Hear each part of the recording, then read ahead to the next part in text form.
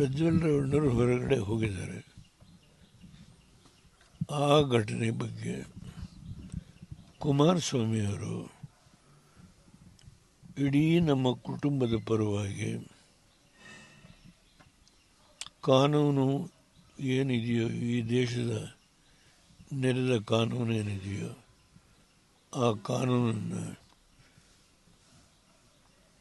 ಒಂದು ವ್ಯಾಪ್ತಿನಲ್ಲಿ ಏನೇನು ಕ್ರಮ ತಗೋಬೇಕು ತೆಗೆದುಕೊಳ್ಳೋದು ಸರ್ಕಾರ ಜವಾಬ್ದಾರಿ ಹೇಳಿದ್ದಾರೆ. ಈ ಮಧ್ಯೆ ಇದಕ್ಕೆ ಒಳಗೊಂಡಿರ್ತಕ್ಕಂಥ ಅನೇಕ ಜನ ಇದ್ದಾರೆ. ಇದರಲ್ಲಿ ನಾನು ಅವರ ಯಾರ ಹೆಸರನ್ನು ಹೇಳಲಿಕ್ಕೆ ಹೋಗಲ್ಲ. ಇದರಲ್ಲಿ ಯಾರ್ಯಾರು ಈ ಒಂದು ವಿಷಯದಲ್ಲಿ ಇನ್ವಾಲ್ವ್ ಆಗಿದ್ದಾರೆ ಅವರೆಲ್ಲರ ಮೇಲೆ ಕ್ರಮ ತಗೋಬೇಕು.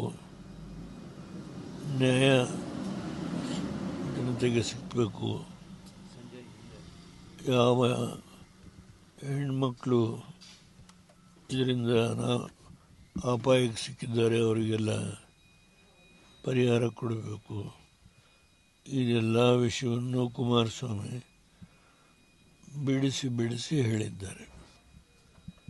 ನಾವು ಪ್ರಜ್ವಲ್ ಬಗ್ಗೆ ಕ್ರಮ ತೆಗೆದುಕೊಳ್ಳೋದ್ರ ಬಗ್ಗೆ ಯಾವ ತಕರಾರಿಲ್ಲ.